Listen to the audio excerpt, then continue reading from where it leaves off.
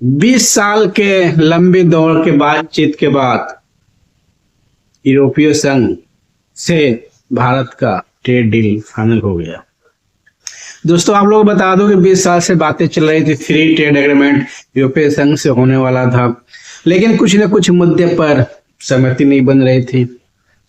कुछ मुद्दे पर इंडिया कहता था कि मैं इसको इस वस्तु को शामिल नहीं करेंगे फ्री ट्रेड एग्रीमेंट में। कुछ यूरोपीय संघ कहता था कि मैं इस वस्तु को शामिल नहीं करूंगा फ्री ट्रेड एग्रीमेंट में।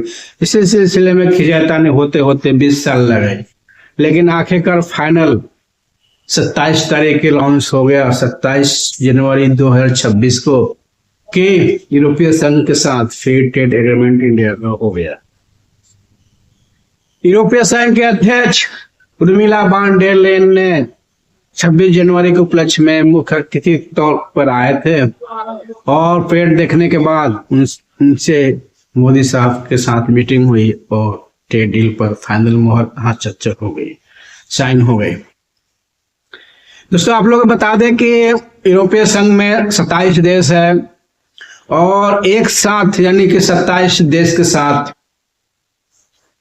मुक्त व्यापार संधि हो गई, फ्री ट्रेड एग्रीमेंट हो गई। फ्री ट्रेड एग्रीमेंट का मतलब एफटीए का मतलब ये हुआ कि अब इंडिया से कोई भी सामान यूरोप में जाएगा तो 0% टैरिफ लगेगा, यानी कि इंपोर्ट ड्यूटी 0 लगेगा। और वहां से अगर यूरोपीय संघ के कोई भी देश अगर यहाँ भेजता है सामान तो उसके भी 0% टैरिफ लगेगा, यानी कि इंपोर्ट ड्यूटी इंडिया भी उसको 0% लगाएगा। इससे होगा कि दोनों देश का सामान एक दूसरे के देश में सस्ता पड़ेगा। इससे बाजार में बने रहने के लिए दोनों देश को फायदा होगा और व्यापार करने में सहूलियत होगी। दोस्तों ब्रिटेन के साथ पहले ही एग्रीमेंट हो चुका है, फ्री ट्रेड एग्रीमेंट कुछ दिन पहले हुआ था ब्रिटेन के साथ, क्योंकि ब्रिटेन भी यूरोपीय में आता है लेकिन यूरोपीय संघ में नहीं है, ब्रिटेन वो अलग है।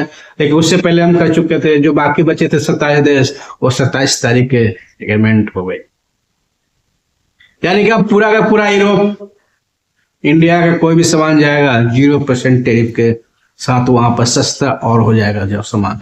इससे व्यापार में वृद्धि होगी। लेकिन ये भी देखना है कि अब यूरोप के भी 27 देश है, वहां के भी कोई देश अगर इंडिया में सामान भेजता है तो अब इंडिया में भी यूरोप का सामान सस्ता हो जाएगा। पहले ज्यादातर यूरोप का सामान महंगा मिलता था क्योंकि उस पर ज्यादा हम लोग इम्पोर्ट ड्यूटी लगाते थे, फ्री ट्रेड एग्रीमेंट नहीं हुआ था इसलिए। तो अब ये देख ले अब किसको फायदा होगा किसको नुकसान होगा इस ट्रेड में। आप लोग मैं वीडियो में मैंने डिटेल में आपको बताता हूँ कि इस ट्रेड से फायदा किसको और क्या चीज महंगा क्या चीज सस्ता होगा, आप लोग को मैं बताता हूँ। मैं सतीश मेहता सलका निजम से, आप नए हो तो प्लीज चैनल को सब्सक्राइब करें और कमेंट में लिखे आप कौन से शहर या कौन से गाँव से आप देख रहे हो इस वीडियो को। तो दोस्तों आप लोग बता दें कि यूरोपीय संघ में 27 देश है और उन लोग से हम लोग व्यापार करके फायदे में रहते हैं, यानी कि घाटे में नहीं रहते हैं। कुछ सीधा मतलब ये हुआ कि हम लोग सामान ज्यादा भेजते हैं और सामान कम मंगाते हैं, इससे हम व्यापार में थोड़ा बहुत फायदे में रहते हैं। अब फ्री ट्रेड एग्रीमेंट हो गया तो और सामान और ज्यादा बेचेंगे हम लोग और फायदे में रहेंगे। इसमें बांग्लादेश का जो मेन कपड़ा उद्योग है टेक्सटाइल और सिला हुआ कपड़ा यूरोप में बहुत बड़ी मात्रा में बेचता है। अब हम लोग बांग्लादेश के भी कमर तोड़ेंगे कपड़ा में, यानी कि रेडीमेड गारमेंट में भी अब यूरोप में हम कंपटीशन में आ जाएंगे, क्योंकि अब एग्रीमेंट के अनुसार वहां पर 0 टैरिफ लगेगा, इंपोर्ट ड्यूटी 0 लगेगी, तो हम लोग का कपड़ा बांग्लादेश के लगभग बांग्लादेश से भी सस्ता होगा। क्योंकि आप लोग बता दें कि बांग्लादेश पहले ही यूरोपीय संघ से फ्री ट्रेड एग्रीमेंट कर रखा है, इसलिए उसका कपड़ा सस्ता होता है यूरोप में, इसलिए उसके मार्केट अच्छी पकड़ बना रखा है बांग्लादेश के। लेकिन अब इस सिलसिले में अब इंडिया भी कर दिया, तो अब इंडिया के भी कपड़ा रेडीमेड गारमेंट भी अब यूरोप में सस्ता मिलेगा। इससे हम लोग बांग्लादेश को कंपटीशन देंगे और ये अनुमान लगाया है कि हम लोग बांग्लादेश को कपड़ा व्यापार में यूरोपीय संघ में मार्केट में यानी कि 2030 तक पीछे छोड़ देंगे।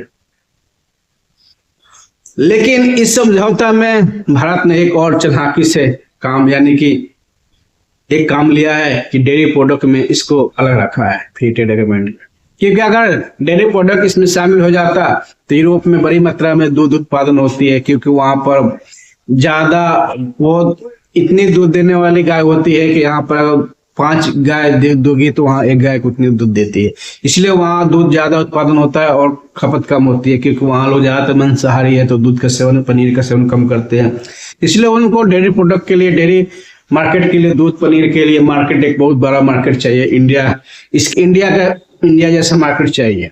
इसलिए यूरोपीय संघ में बहुत दबाव दिया कि डेयरी प्रोडक्ट इसमें शामिल करो। इसी के सिलसिले में इतनी लंबी 20 साल से ये समझौता अटका पड़ा था डेयरी के प्रोडक्ट की वजह से। लेकिन भारत ने कहा कि नहीं, मैं डेयरी प्रोडक्ट इसमें शामिल नहीं करूंगा।